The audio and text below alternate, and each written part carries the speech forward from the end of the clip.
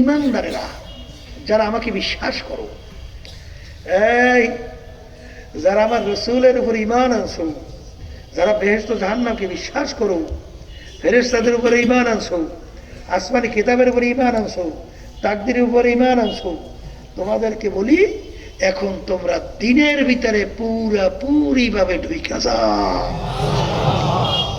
আল্লাহ কাদেরকে বলছেন? বলেন কাদেরকে?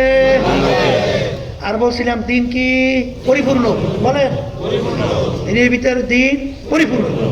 এখন আমার আব্বাজান রহমতুল্লাহ একটা কথা বলতেন, তুমি মসজিদের ভিতরে এক পা রাখছো আর এক পা বাহিরে রাখছো, কেউ বলবে লোকটা পুরো মসজিদে, পুরো বাহিরে, বলবে মাঝামাঝি, ভিতরেও না, দুই পা দিয়ে ঢুকছে পুরা, দুই পা দিয়ে বেরোইছে পুরা বেরোইছে।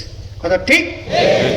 এই আয়াতের শানে নজুল সবসময় মনে রেখে, আব্দুল্লাহ ইবনে সালাম রাদিয়াল্লাহু তাআলা আনহু তার শানে এই আয়াত নাযিল হয়েছে।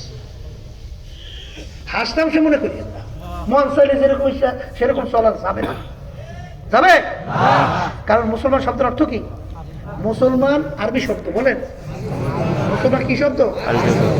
ইংরেজিতে বলে সারেন্ডার, বলে আর বাংলা অর্থ আত্মসমর্পণ। আচ্ছা বলেন তো, কেউ যদি কারোর কাছে আত্মসমর্পণ করে, আত্মসমর্পণে নিজের ব্যক্তিগত বুদ্ধি চালাকি শক্তি চলে? যার কাছে করছে সে যেভাবে চলতে বলে এইভাবে চলার নামই কি? আত্মসমর্পণ। আর মুসলমান শব্দের অর্থ কি বলছি? বলেন আত্মসমর্পণ। কবি এক কথা যাই বুঝাতে যে বলছিলেন, মুসলমানি বুয়াদ গরদান নেহাদান এনানে খুদ বাদাস্তে খাজাদান। ঘোড়ার মুখে যখন লাগাম লাগায়, সবারই হাতে লাগাম ছাড়াই। এখন ঘোড়ার নিজে ইচ্ছা মতো চলতে পারে?